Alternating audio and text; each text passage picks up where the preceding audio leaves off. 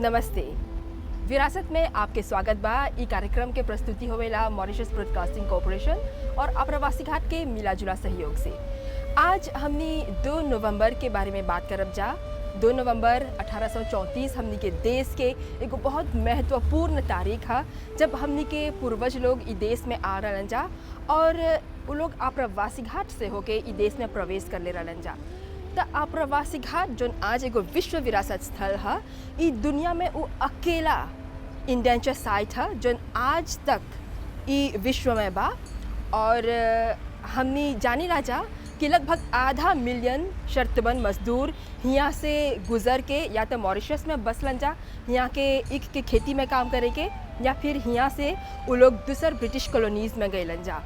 लेकिन एगो बहुत ही महत्वपूर्ण बात बा कि जोन पहला 36 गो काम करवा मॉरिशस आ रहलन जा, जोन पहला 36 इंडेंचर लेबरर्स लोग उतरल रहलन जा हमनी के देश में, वो हर मैजेस्टी कस्टम्स हाउस में रहल। और ई जगह पर ई 36 गो काम करवा के उतरल के कितने प्रमाण बा, आप्रवासी घाट ट्रस्ट फंड द्वारा करल गल शोध से ई प्रमाणित होल बा। और ई बात के पुष्टि करियन आप्रवासी घाट ट्रस्ट फंड के इतिहासकार सत्येंद्र प्यर्तम भी।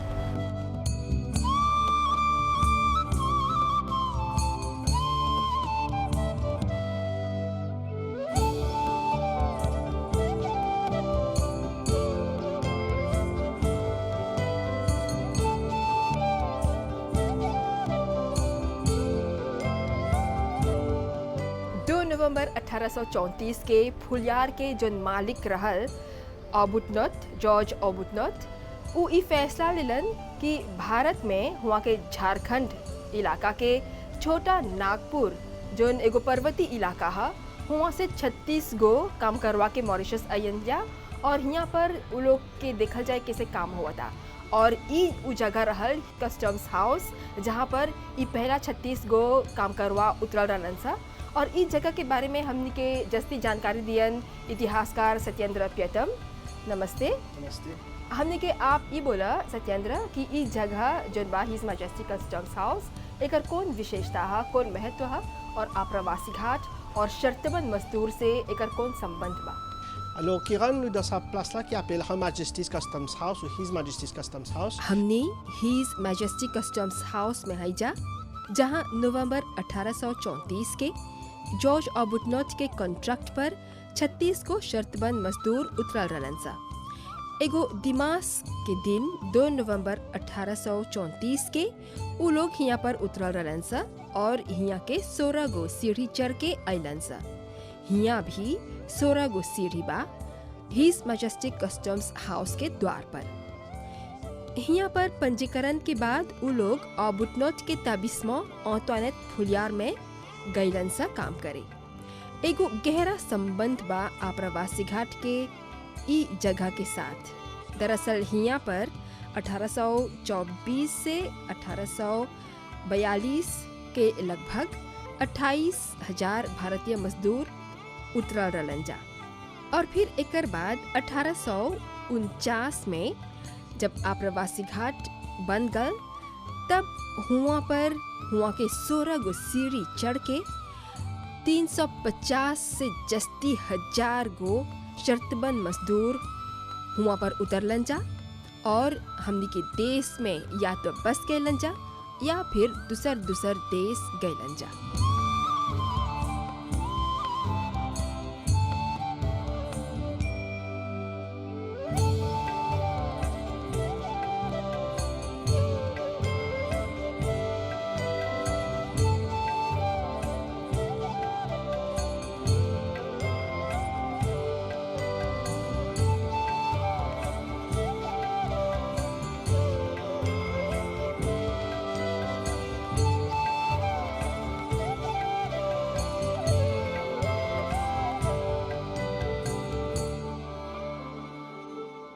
सत्येंद्र, हमने सब कोई जानी राजा 2 नवंबर की जो तारीख बा वो मॉरिशस खातिर बहुत विशेष है, बहुत महत्वपूर्ण है। जितना महत्वपूर्ण आप्रवासी घाट हमने के देश के विरासत खातिर है। तो हमने थोड़ा बताया जा 2 नवंबर काहे ई तारीख चुनल गल शर्तबंद मजदूर लोग के मॉरिशस आगमन खातिर, और फिर वो लोग कैसे यहाँ पर अइलन जा, उ लोग के कौन कौन दस्तावेज बा जौन ई बात के प्रमाणित करेला कि सच में इतना कोई मॉरिशस आ रहल, ई कहानी पर थोड़ा बतियाई जा।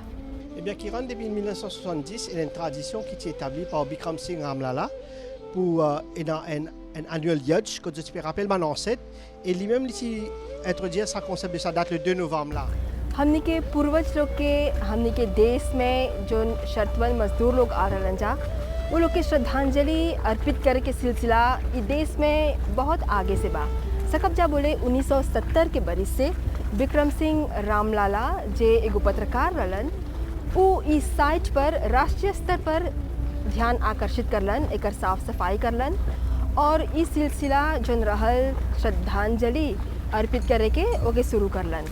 और राष्ट्रीय स्तर के साथ साथ वो कितने अंतर्राष्ट्रीय हस्ती के भी ध्यान इस साइट पर आकर्षित करलन, जैसे कि भारतीय राष्ट्रपति जैल सिंह और फिर भारतीय प्रधानमंत्री श्रीमती इंदिरा गांधी ऐसन बड़ा हस्ती इस साइट के दौरा करलन जा। और लगभग 1984 में अप्रवासी घाट पर राष्ट्रीय स्तर पर पूर्वज लोग के श्रद्धांजलि अर्पित करे के समारोह हर 2 नवंबर के शुरू होल। और फिर 2001 में सर अनिरुद्ध जगन्नाथ 2 नवंबर के दिन के एगो नेशनल डे घोषित करलन, काहे कि ई हम पूर्वज लोग के आगमन के सालगिरह के दिन रहल। और तब से इस देश के पूरा जनता ई में भाग लेवे के शुरू कर दिलन जा। खाली देश के सरकारी सदस्य और विपक्ष दल के सदस्य ही नहीं, बल्कि अप्रवासी घाट से जुड़ल जितना भी शर्तबंद मजदूर के वंशज लोग बा, जितना भी आम जनता बा, जे लोग पूर्वज भारत से आ रहल, वो सब कोई ई समारोह में भाग लेवेलन जा हजारन के संख्या में। और ई समारोह एगो राष्ट्रीय और अंतर्राष्ट्रीय आयाम ले लेले बा, काहे कि यूनेस्को के घोषित करल ई साइट है।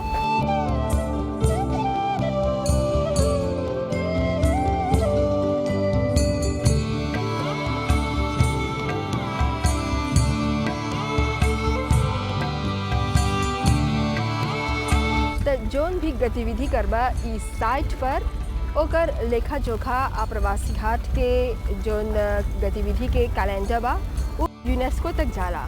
और यूनेस्को के एगो नीति है कि एगो वर्ल्ड हेरिटेज साइट से जोन जन समुदाय के संबंध है, जो लोग ओकर से जुड़ल हवन जा, उ लोग के पूरा भागीदारी चाहेला उस साइट से, तभी उस साइट के सार्थकता सिद्ध होई।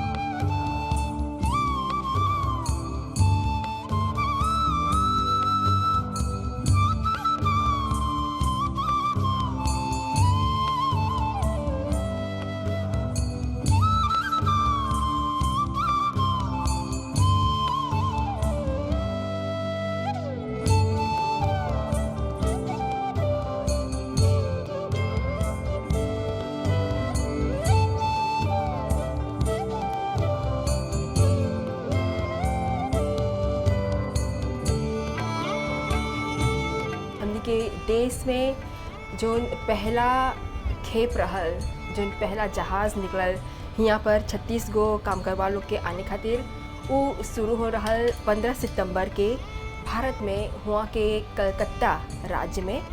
और हुआ से जब सफ़र पर निकलन जा हमने के पहला 36 गो शर्तबंद मजदूर लोग, तो लगभग 8 सप्ताह बाद 2 नवंबर जो एगो रविवार के दिन रहल, यहाँ पर 1834 में वो पहला शर्तबंद मजदूर लोग पहुँचलन जा। लेकिन कहे कि वो एगो रविवार के दिन रहल, तो 2 दिन बाद ही मतलब कि मंगर 4 नवंबर के वो लोग के पंजीकरण के बाद वो लोग सकलन जा यहाँ से रवाना हुए और फिर फुलियार में जाके वो लोग बसलन जा। और ये वजह है कि आज जब हमने आप्रवासी घाट पर शर्तबंद मजदूर लोग के आगमन मनाविला जा, तो साथ साथ एगो श्रद्धांजलि समारोह फुलियार पर भी चलेला। अब ई जो 36 गो काम करवा लोग रहल, ई लोग के मॉरिशस अइला के कितने दस्तावेज बा, कितने प्रमाण बा। एगो परिवार रहल स्वरूप नाम के एगो शर्तबंद मजदूर, ओकर तस्वीर बा, ओकर पूरा लेखा जोखा बा कि वो कैसे हुआ से निकल के मॉरिशस अइलन। और मॉरिशस में ई लोग के बसला के बाद ही ई देश में मजदूर के जो ताकत रहल, लेबर फोर्स ई स्थापित हो रहल, तब जाके ई देश इतना प्रगति करलक। अब हमने ई जाने चाहब जा कि 2 नवंबर के तारीख कौन वजह से, कौन आधार पर चुनल गल बा हमनी के देश में, हमनी के पूर्वज लोग के और गिरमिटिया मजदूर लोग के आगमन के। और ई भी बोलना ज़रूरी है कि कस्टम्स हाउस में काहे ई जोन पहला 36 गो शर्तबंद मजदूर रहल ई जगह से गुजर के मॉरिशस अइलन जा, काहे कि आप्रवासी घाट ओकर से थोड़ा समय बाद ओकर निर्माण होल एगो इमिग्रेशन डिपो के हैसियत से, और तब जाके आप्रवासी घाट से लगभग आधा मिलियन शर्तबंद मजदूर गुजर के ई देश में एगो इंडेंचर लेबर फोर्स कायम करलन जा।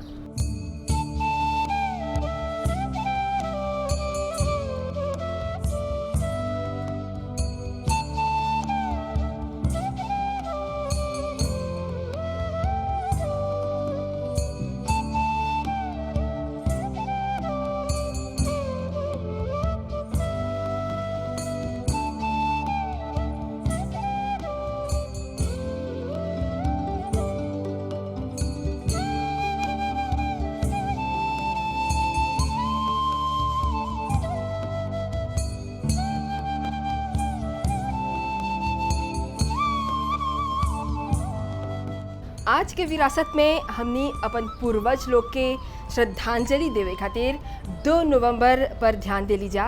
देख ली जा काहे 2 नवंबर के तारीख महत्वपूर्ण है हमनी के पूर्वज के आगमन के सालगिरह मनावे खातिर। और ये भी देख ली जा कि आप्रवासी घाट जो एगो विश्व विरासत स्थल है ओकर संगे संगे हुलियार जैसन साइट के कौन महत्व है, और साथ में एगो नवा साइट के भी दौरा कर ली जा, हिज मैजेस्टिक कस्टम्स हाउस।